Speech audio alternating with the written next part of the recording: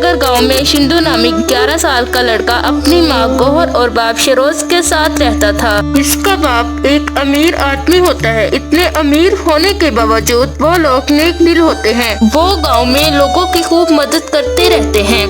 इस गांव में चुड़ैल लोक में सुदामनी नाम की एक बुरी चुड़ैल रहती है, जिससे सूर्य शक्तिशाली बनना होता है। भूतिया बाबा, अब बताइए मुझे, आप हर चुड़ैल को रास्ता दिखाते हैं, मुझे भी रास्ता दिखाइए, मैं कैसे बन पाऊंगी सूर्य शक्तिशाली? एक तो शक्तिशाली सरदार तब ही बन पाओगे जब तुम इस खानदान को मारोगे जिसमें एक फर्द के हाथ में लाल रंग का धागा बांधा होगा।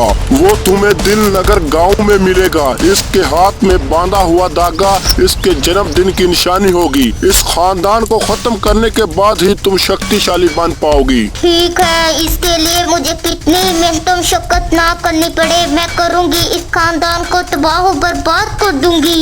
एक दफा तुम ऐसे कर दो, आने वाली लाल चांद की रात को तुम शक्तिशाली बन जाओगी। ठीक है, सुदामनी आ रही है, बच के रहना लाल रंग के उगुरती वाले।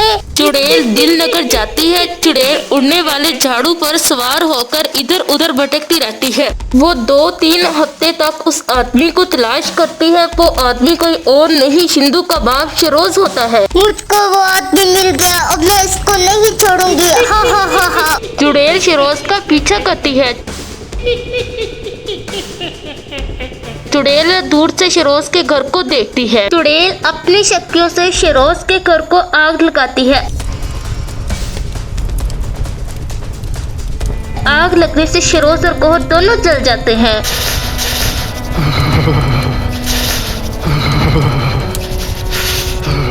लेकिन इस आग से सिंधु बच जाता है, क्योंकि वो घर के पीछे पानी से खेल रहा होता है। सिंधु गौहर और शेरोज को उठाने की पूरी कोशिश करता है, लेकिन सच तो यही था कि अब वो दोनों जिंदा नहीं हो सकते थे। चुड़ैल वहाँ से खुश होकर चली जाती है, लेकिन वो इस बात से अनजान होती है कि सिंधु बच चुका है।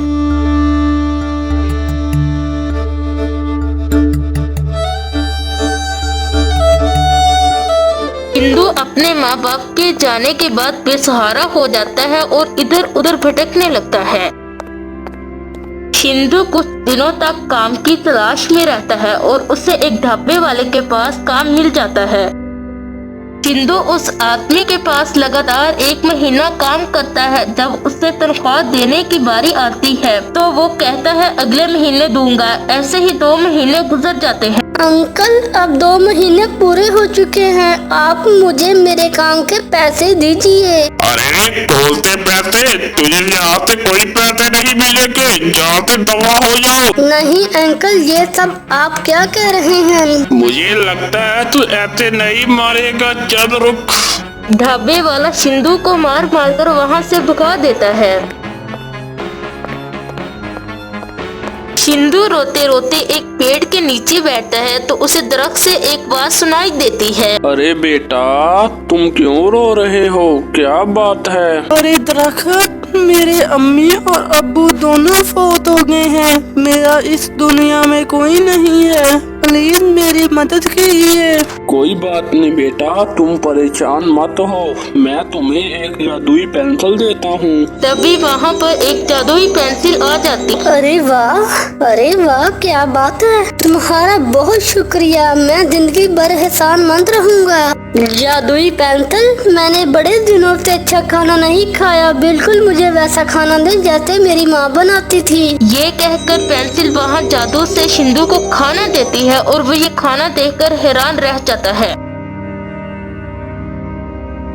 लाल रात के चांद आने तक जब चुड़ैल शक्तिशाली नहीं बनती तब तुम शक्तिशाली इसलिए नहीं बन पाई, तुमने इसके खानदान को खत्म नहीं किया। इसमें अभी भी एक आदमी जिंदा है। क्या? मैंने इस घर में आग लगाई थी और इसका बेटा अब तक कैसे जिंदा है? क्योंकि वो घर के पीछे खेल रहा था। नहीं, इसको भी आज ही मरना होगा, क्योंकि ये रात 2 साल बाद आती है। अब मैं शक्तिशाली बनने के लिए कुछ भी करूँगी।